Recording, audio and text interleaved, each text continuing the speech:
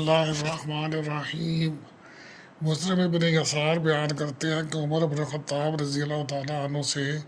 اس آیت کے بارے میں پوچھا گیا کہ جب تیرے رب نے بنی آدم کی پشت سے ان کے اولاد کو پیدا کیا تو عمر رضی اللہ تعالیٰ عنہ نے فرمایا کہ میں نے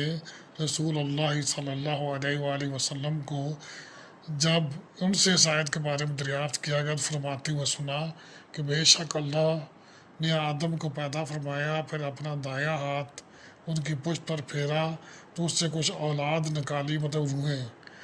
اور فرمایا کہ میں نے انہیں جنت کے لیے پیدا کیا اور وہ اہل جنت کیسے عمل کریں گے۔ پھر ان کی پشت پر ہاتھ پھیرا تو اس سے کچھ اولاد نکالی تو فرمایا میں نے انہیں جہنم کے لیے پیدا کیا اور وہ اہل جہنم کیسے عمل کریں گے۔ کسی آدمی نے یہ سن کر عرض کیا کہ اللہ کے رسول پھر عمل کس لیے کرنا ہے؟ اگر یہ بات طے ہو چکی ہے تو مراد یہ تھا اس بات کا۔ یہ جو بیچ میں کچھ الفاظ کرتا ہوں یہ ترجمانی ہوتی ہے یا تشریح کرتا ہوں، یہ احادیث مکمل ثانی بتاتا ہے کیونکہ اس میں کچھ اشکال رہ جاتے ہیں۔ رسول اللہ صلی اللہ علیہ وسلم نے فرمایا کہ جب اللہ کسی بندے کو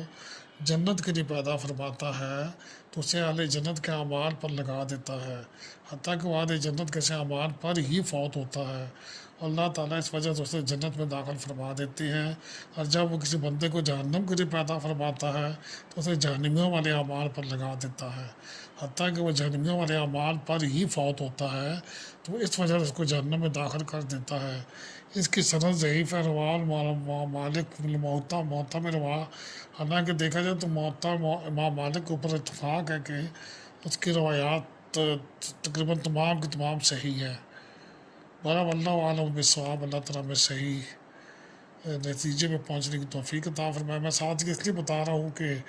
تاکہ آپ کو یہ پتہ چلے، اس کو بھی میں ساتھ اس کو کوٹ بھی کر دیتا ہوں۔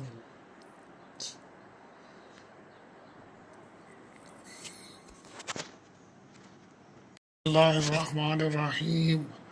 مسلم ابن یسار بیان کرتے ہیں کہ عمر بن خطاب رضی اللہ تعالیٰ عنہ سے